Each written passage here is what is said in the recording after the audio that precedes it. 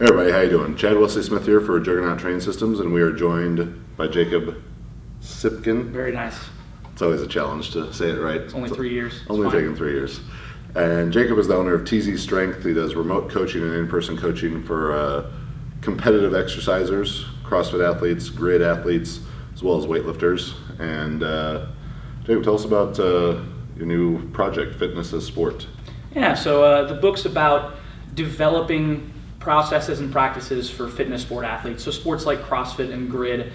And the goal is just to kind of create a good organized structure, understand the principles behind the sports, what are the unique challenges, and just allow coaches and athletes to have an understanding of how they need to structure their training to excel.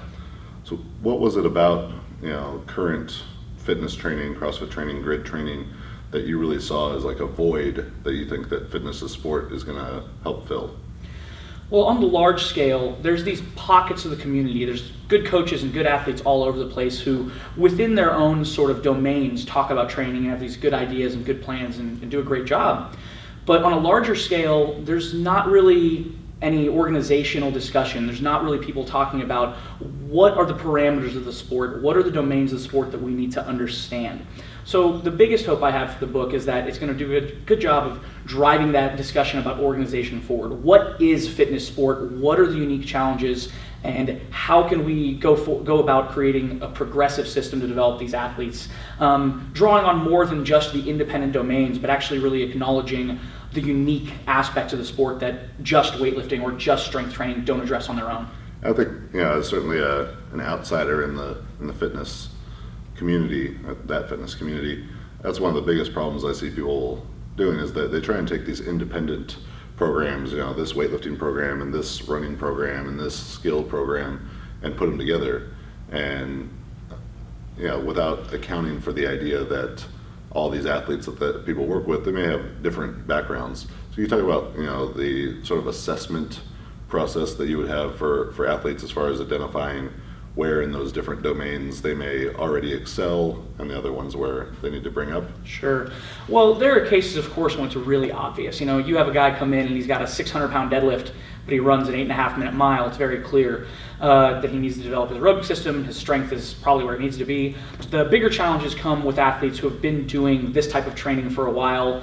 And it can be hard to tell with stuff like, do they need aerobic training or do they need more anaerobic, glycolysis training? And then stuff just within the individual domains, like how do we get their squat stronger while also improving their running. The assessments that I use tend to be sport-specific events from actual competitions, and we just trend towards using those as our parameters. I think one of the big mistakes people make with assessments is they try to kind of create their own system, which can be good, but we have all the data. We have the information of what athletes need to be able to accomplish by looking at the competitions themselves. And I think that's one of the big points of the book, is that good programming should be data-driven. And we essentially just use data from previous events such as CrossFit Games and regionals and grid events to create assessments for athletes rather than trying to kind of make up our own arbitrary ones. And I know you love nerding out on your CrossFit Games data. Just a little. And yeah, more than just a little. And so what are some things you think about, like, let's say this past year, 2015 CrossFit Games, Ben Smith and not Thor's daughter, Sigmund's daughter, David's daughter, someone's daughter, were the champions. What was some surprising data as you looked at the results of this year's competition? There was a few things. We looked at, for example, correlates in general, like what events tended to correlate, have the highest predictive power for victory. Some stuff we saw was, the one that really intrigued me was that for both the men and the women, the clean and jerk, which was the most kind of conventional strength event, and pier paddle, which was kind of the most conventional endurance event, had almost exactly equal correlation. So to me, that says the CrossFit Games are doing a good job of testing max strength and power and endurance. Some other stuff we saw were that for women, the strength-related events tend to be ranked a little higher. So I think the snatch ladder this year was like the third most important event, third most predictive event, I should say. For men, it was much further down. Certain events, like the sandbag event for men, was such a low correlation, you probably could have dropped it from the scores and had the same results, or at least very, very close. For women, the sprint event, it's almost the case at least for a lot of the women, that the higher you place overall, the worse a sprinter you are. There are a couple exceptions, but generally speaking, it seems like with the sprint events, women, especially women, men to an extent too, but really women, you don't really need to be good at those. So stuff like that where you can actually see how much an event correlated to final placement, that really gives you an idea of what the games and events like it are testing. That stuff really interests me. And it's something that you and I have talked about a lot before. If you've been like an OG CrossFit person, you've been involved in CrossFit for how many years now? It'll be 10 years in March. And you competed yourself in the first CrossFit Games? Yeah, the first two, though he didn't have to qualify. He just kind of showed up in Aromas and signed up for some pain. And that was what, eight years ago? The first one, 7 years ago? The first one was 2007, so yeah, 8 years. Second one, 2008. Yeah. So if someone would have told you 8 years ago that there were going to be these people clean and jerking 400 pounds and running 4:45 or 5-minute miles, what would you have said to them? I would have laughed in their face. I mean, it's crazy. It's insane. And do you try and now, as you look forward to the future of sport of fitness, fitness as sport, where do you see it going? Like how much longer can this upward trend of their performance continue? I don't know. I'm past the point where I'm comfortable making predictions because I'm confident I'm going to be wrong. It's there has to be a line, right? There has to be some finite point where it just doesn't get any better. And it's like any other sport. We still see world records set in the 100-meter, but they're minuscule. One of the kind of advantages of the sport is that because the events change every year, we're gonna see new feats, new things that'll be impressive, but it also makes it hard to really track how much better are these people getting. I won't be utterly shocked to see. Right now, I think the heaviest clean and jerk we've seen in the games ever in an individual event is, I think 355.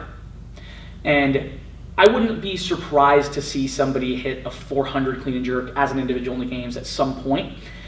My instinct tells me 400 clean and jerk and like a low fives mile, to use those two metrics, are probably pretty close to the limits for those things, but I don't know. I could be so wrong. Yeah, if there's Usain Bolt came along in the 100 and dropped the record by that much, maybe there's going to be a Usain Bolt of CrossFit. Exactly, and it's also so young. There's also, because the sport is so young, and because right now the athletes come from so many different varied backgrounds, it's always possible you'll have one outlier who comes in and they're good at everything, but there's one thing they're just absurd. They clean and jerk 430 pounds or whatever.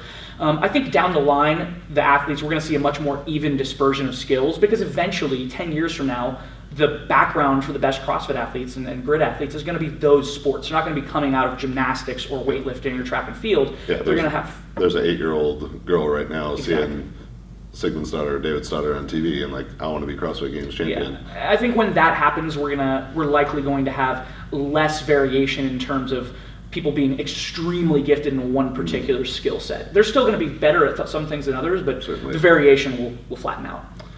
Well, it's great. Yeah, I think fitness is sport. It's going to really fill this void of critical thinking, an assessment of training for these multi-disciplinary sports, CrossFit, Grid, and the like. And Jacob, thanks for writing it. We'll be very soon available at jtsstrength.com, and you can learn more about Jacob and his services at tzstrength.com. Jacob, thank you very much. Thanks, man.